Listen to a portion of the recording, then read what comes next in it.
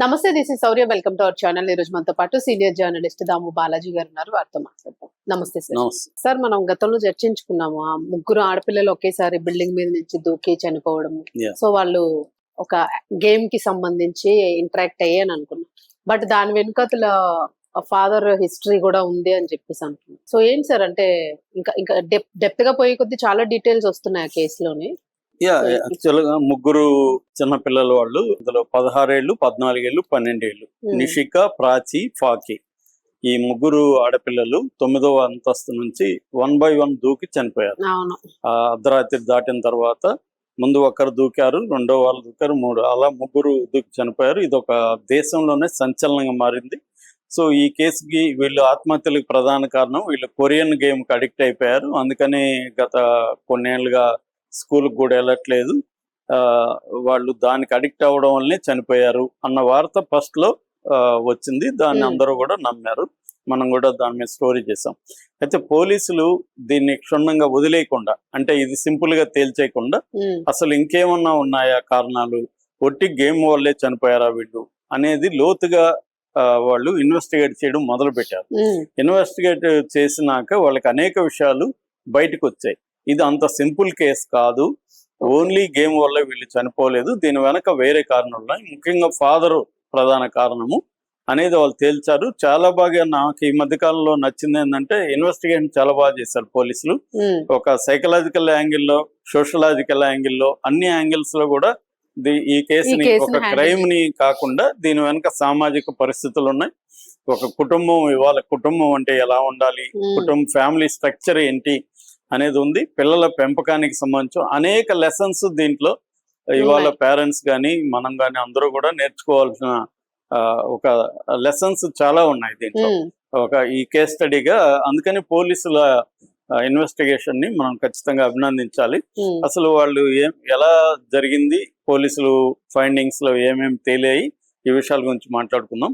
Actual గా వీళ్ళు నిషిక 16 ఏళ్ళ అమ్మాయి, ప్రాచి 14 ఏళ్ళ అమ్మాయి, పాకి 12 ఏళ్ళ అమ్మాయి, వీళ్ళు ముగ్గురు చనిపోయింది. వీళ్ళ ముగ్గురికి ఫాదరు ఒకడే, ఆయన పేరు చేతన్ కుమార్. ఇతను స్టాక్ మార్కెట్ ట్రేడర్. అయితే ఇతనికి కరోనా టైంలో స్టాక్ మార్కెట్ అంతా కుప్పగూలిపోయింది కాబట్టి ఆ టైంలో లాసులు రావడం మొదలుపెట్టింది. అక్కడి నుంచి కోలుకోలేదు ఇతను. అక్కడి నుంచి ఏంటంటే దాదాపు ఇప్పటి వరకు అతనికి 2 కోట్ల పైన ఫైనాన్షియల్ గా అప్పులు ఉన్నాయి, ప్రెజర్ ఉంది.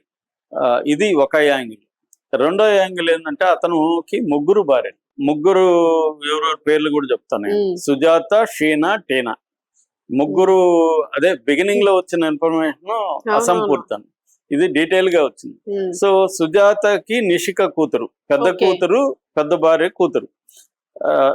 రెండో భార్య షీనా, షీనాకి 2 కూతుర్లు, ప్రాచి, ఫాకి. సో పెద్ద భార్య, చిన్న భార్య కూతుర్లే, ముగ్గురు కూతుర్లు. లాస్ట్ భార్యకి టీనాకి పిల్లలు లేరు. సో పైగా ఇంకొక ట్విస్ట్ ఏంటంటే ముగ్గురు కూడా అక్క చెల్లెళ్ళే. ఒకే ఫ్యామిలీలో ముగ్గురు అక్క చెల్లెల్ని ఇతనే పెళ్లి చేసుకున్నాడు. ఎందుకంటే వాళ్ళ పరిస్థితి కూడా ఆర్థికంగా బాగాలేదు కాబట్టి ఇతను పెళ్లి చేసుకున్నాడు. సో మేబీ బిగినింగ్ లో ఇతను కొంత బాగానే డబ్బు సంపాదించి ఉండొచ్చు, పోషించగలుగుతామని అనుకొని వాళ్ళు కూడా ముగ్గురు భార్యలు ఇచ్చారు. ఇదైతే విడ్డూరం, ఈ మధ్య కాలంలో ముగ్గురు భార్యలు పెళ్లి చేసుకోవడం ఎక్కడ మనం చూడలేదు. సో ఇది ఒక యాంగిల్. రెండో యాంగిల్, ఇతనికి 2015లో ఇంకొక ఆమె సహజీవనం చేసింది, వీళ్ళ ముగ్గురు కాకుండా. ఆ సహజీవనం చేసే ఆవిడ 2015లో, అంటే 11 ఏళ్లకు ముందు. అంటే అర్థమేమి, ఇతనికి 16 ఏళ్ళ కూతురు, 14 ఏళ్ళ కూతురు, 12 ఏళ్ళ కూతురు ఉంది, ముగ్గురు భార్యలు ఉన్నారు. వీళ్ళు ముగ్గురు సరిపోకుండా మనవాడికి ఇంకొక ఆమెతో సహజీవనం చేస్తా ఉండేవాడు. ఆమె కూడా మిస్టీరియస్ గా 2015లో ఇలాగే పైనుంచి దూకి చనిపోయింది. సో అలా దూకి చనిపోయినప్పుడు అప్పుడు పోలీసులు ఏమో దాన్ని ఆత్మహత్యగా తేల్చేశారు. ఇప్పుడు పోలీసులు ఈ కేసును విచారించే వాళ్ళు అన్ని తవ్వుతున్నారు లోతు. ఇప్పుడు అప్పుడు క్లోజ్ చేసినప్పుడు ఈయన ఉన్నాడా భర్తగాను, లేకపోతే ఆవిడ సింగిల్ గా? భర్తగానే ఉన్నాడు, ఉన్నప్పుడే చనిపోయింది ఆవిడ. అప్పుడేమనుకున్నారు, ఆమెకి ఏదో ప్రెజర్ ఉండి ఆత్మహత్య చేసుకుందని. ఇప్పుడు పోలీసులు ఏంటంటే మొత్తం తవ్వుతున్నారు కదా. కేవలం ఈయనేం చెప్పాడు తండ్రి పోలీసులకి, ఈ స్టోరీ చెప్పాడు. పిల్లలు చెప్పాడు పైగా story. వాళ్ళు కూడా ఏంది ఐఎమ్ సారీ పాప అవును. అవన్నీ రాశారు. 18 పేజీల డైరీ దొరికింది. అందులో అంతా కూడా ఖచ్చితంగా కొరియన్ యాంగిల్ లేదని కాదు, కొరియన్ యాంగిల్ ఉంది. ఆ, అదొకటే కాదు, దీనికి అసలు కారణం అయితే తండ్రి. దీంట్లో ఎట్లా తండ్రి కారణము, ఆయనకి మల్టిపుల్ వైఫ్స్ కావచ్చు, అఫైర్లు ఉండడం, ఉమ్, వాళ్ళని ఇంత ఇట్లాంటి ఫ్యామిలీలు ఎక్కడా ఉండవు. ఉమ్, రెండోది ముగ్గురు ఒకే దగ్గర కలిసి ఉండడం, ఉమ్, ఆ ఫ్యామిలీలో ముగ్గురు కూతుర్లు ఉండడం, ఫైనాన్షియల్ ప్రాబ్లం ఉండడం, ముందుగా ఆయన సహజీవనం చేసిన ఆమె మిస్టీరియస్ గా చనిపోవడం. చనిపోవడం.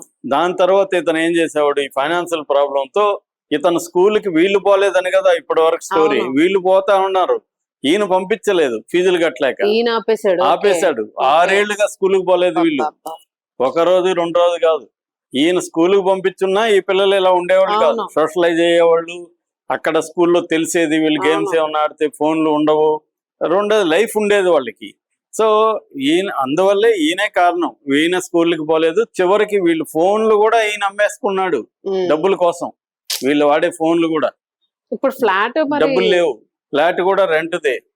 సో మొత్తం ఈయన కొలాప్స్, ఈయనే ప్రధాన కారణం. ఉమ్, అంటే ఈయనకి అప్పుడు డబ్బులు ఉందని 3 పెళ్లిళ్ళు చేసుకొని అవును, అప్పుడు మంచి సరదాగా మళ్ళీ తర్వాత డబ్బులు పోయినాయి. సో అతను నిలబడలేకపోయాడు. దాంతో పిల్లల్ని స్కూల్కి ఆపేశాడు. పిల్లల ఫోన్లని కూడా అమ్మేసుకుని డబ్బుల కోసం అమ్మేసుకున్నాడు. సో పిల్లలు ఏమైంది, స్కూల్కి వెళ్ళలేదు, వేరే వాళ్ళతో పోయి ఆడుకుంటే వాళ్ళు ఇవన్నీ అవును, అన్ని వాళ్ళందరూ మాట్లాడతారు. స్కూల్కి వెళ్తా ఉంటారు. అవును. అందువల్ల కూడా వీళ్ళు బయటకు పంపించడం మానేశారు పిల్లల్ని. అసలు చుట్టుపక్కల వాళ్ళు ఏం చెప్తున్నారంటే, వాళ్ళు ఎప్పుడు కూడా ఒక రోజు కూడా బయటికి రారు, కిందికి రారు, వేరే పిల్లలతో ఆడుకోవడం లేదు, వాళ్ళు ఇళ్లల్లోనే ఉంటారు. సో ఇళ్లల్లో ఉన్నప్పుడు 3 పిల్లలు, ఏజ్ గ్రూప్ పిల్లలు ఇళ్లల్లో ఉంటే జనరల్ గానే పిచ్చెక్కదా అండి వాళ్ళకి. అవును. సో వాళ్ళకి ఏంటి, దీని నుంచి ఎస్కేప్ కోసం అంటే ఈ ఒక దారుణమైన రియాలిటీ ఉంది, ఒక ప్రెజర్ ఉంది. పోలీసులు ఏం పదం వాడారంటే, ఒక ప్రెజర్ కుక్కర్ లో ఉన్నట్టుగా ఉన్నారు ఆ పిల్లలు. అదే అదే నిరంతరం ప్రెజర్ ఉంది ఫ్యామిలీలో. ఈ ప్రెజర్ లో నుంచి వాళ్ళు ఎస్కేప్ అవ్వాలి. ఎస్కేప్ అవ్వడానికి వాళ్ళకి ఒకే ఒక మార్గం వెర్చువల్ వరల్డ్. ఉమ్, ఉమ్. అంటే గేమింగ్ దీంట్లో దీంట్లోకి వెళ్ళిపోయారు. కొరియాతో కనెక్ట్ అయిపోయారు. అవును, అక్కడ connect ఆ అయిపోయారు. పిల్లలతో, ఆ ఫ్యామిలీతో కనెక్ట్ అయిపోయారు. మన కొరియన్ డ్రామాస్ ఎలా ఉంటాయంటే, నేను కూడా చాలా చూస్తా ఉంటాను. అవును. ఒకసారి ఈ మధ్య మైక్రో డ్రామాస్ అని వస్తున్నాయి సిరీస్. అంటే ఇట్లా నిలువుగా ఉండి ఫోన్లలో మాత్రమే ఉమ్, చూసే విధంగా వస్తాయన్నమాట. మైక్రో అంటే ఒక 25 1 మినిట్ 2 మినిట్ ఎపిసోడ్లు ఉంటాయి. ఉమ్, ఈ మైక్రో డ్రామాస్ లో ఒక్కసారి అలా మనకు కనబడింది అనుకో, మనం ఆపలేమండి. అంత అవును. ఎంగేజింగ్ గా వాళ్ళు తీస్తారు డ్రామా. ఉమ్, వాళ్ళు మనుషులు ఉండేది కానీ అంత ఎంగేజింగ్ ఉంటారు. అవును, మనం ఈ fall in love with them అనమాట. అవును. అలాగే ఈ పిల్లలు కొరియన్ డ్రామాస్ కి, కే డ్రామాస్, కే మ్యూజిక్, కే పాప్ అంటారు, ఉమ్, మ్యూజిక్ కూడా అంతే. సో అలాగా Korean life, Korean food, Korean music, Korean dramas లకి వీళ్ళు వెళ్ళిపోయారు. అవును. ఏ స్థాయిలో వెళ్ళిపోయారంటే, వీళ్ళు తాము కొరియన్ గర్ల్స్ గాను, అంటే we are Korean trapped in the bodies of Indian అని కూడా రాసుకున్నారు వాళ్ళు. ఓకే. మనం కొరియా వాళ్ళు, కానీ మన బాడీలు ఇక్కడ ఇండియాలో పుట్టాం మనం, అంతేగాని మన ఆత్మ కొరియాది అని రాసుకున్నారు వాళ్ళు. ఉమ్, అట్లాగే వాళ్ళ గోడల మీద కూడా we are lonely, I am lonely అని ఆ పాప రాసుకోవడం, క్రైమ్ ఇదే ఉంది సార్ అసలు. అలా గోడల మీద ఉన్నాయి. ఉమ్, సో పోలీసులు ఇవన్నీ చూసి నాకనే వాళ్ళకి అర్థమైంది. అట్లాగే ఇంకొక యాంగిల్ ఏంటంటే, వీళ్ళ నాన్న వీళ్ళని తీవ్రంగా కొట్టేవాడు. వాళ్ళు అది కూడా రాసుకున్నారు. ఒక మాట ఏం రాసుకున్నాడు, death is better than beating అని రాసుకున్నారు. అంటే ఈ దెబ్బల కంటే మేము చనిపోవడమే మేలు అనేది కూడా రాసుకున్నారు. ఆ రోజు చివరి రోజు కూడా వాళ్ళు తల్లి ఫోన్ కోసం ట్రై చేశారు. ఫోన్లు లేదు, తండ్రి కొడుతున్నాడు, తల్లి ఫోన్ తీసుకొని గేమ్స్ ఆడదాం అనుకున్నారు, అది ఇవ్వలేదు ఆమె. వాళ్ళు కూడా వాళ్ళ టెన్షన్ ఉంటది, ముగ్గురు భార్య హస్బెండ్ ఎలా ప్రొటెక్ట్ చేసుకోవాలని ఉంటది. ప్రొటెక్షన్, వాళ్ళ ఫ్రస్ట్రేషన్ అన్ని పిల్లల మీద చూపిస్తారు. అవును. అందువల్ల ఈ పిల్లల్ని ఎవరు పట్టించుకోలేదు, పైగా కొడుతున్నారు. వీళ్ళకి ఎస్కేప్ కావడానికి కూడా ఫోన్లు కూడా లేవు. ఆ రోజు కూడా ట్రై చేశారు. ఈ ఫ్రస్ట్రేషన్ పిల్లలు ఎప్పటి నుంచో వెళ్తూ ఉంది. ఈ పిల్లలు యాక్చువల్ గా కొరియా మీద ఎట్లా అయిపోయారంటే, మార్చుకున్నారు పేర్లు. పెద్ద పాప పేరు మరియా అని, రెండో పాప పేరు అలీజా అని, మూడో పాప పేరు సిండి అని కూడా వాళ్ళు మార్చుకుని అలాగే పిలుచుకుంటారు.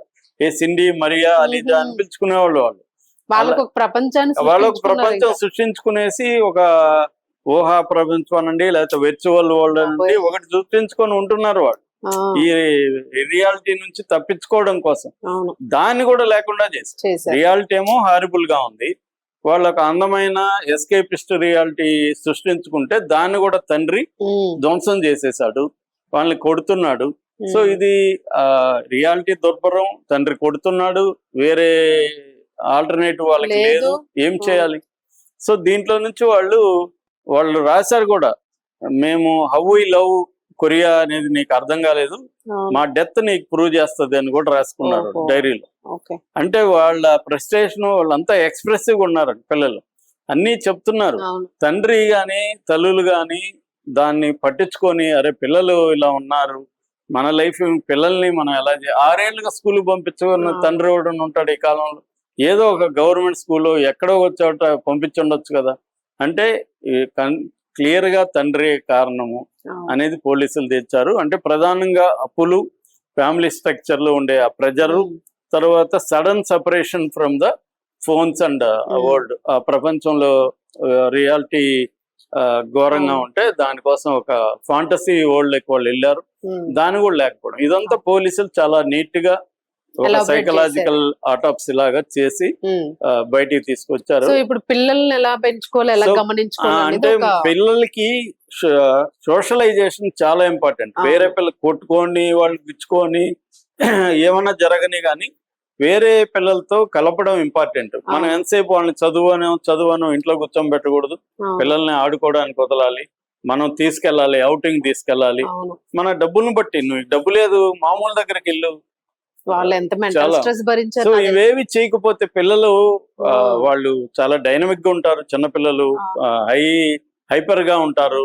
ఇవన్నీ వాళ్ళని బంధించేస్తే, ఒక జంతువులను బంధిస్తేనే ఎలా జూకి వెళ్తే మనకు తెలుస్తుంది అవును. జంతువులను బంధిస్తే ఎలా ఉంటాయి అవన్నీ. అంత ఫ్రస్ట్రేషన్, అంత ఇరిటేషన్ అవన్నీ ఉంటాయి కదా. చిన్నపిల్లలు వీళ్ళు. సో ఆడపిల్లలు మంచి ఏజ్ ఏజ్ వాళ్ళకి 16, 14, 12. సో అందుకని వాళ్ళ బాండ్ కూడా ఏంటంటే, వాళ్ళు ముగ్గురు స్నానం చేసిన ముగ్గురు కలిసి అవును. చేస్తారు, పడుకున్న ముగ్గురు కలిసి ఒక దగ్గర. అంతగా వాళ్ళు ముగ్గురు ఒక బాడీ లాగా, బాడీ వేరు కానీ ముగ్గురు ఒక మైండ్ లాగా అయిపోయారు వాళ్ళు.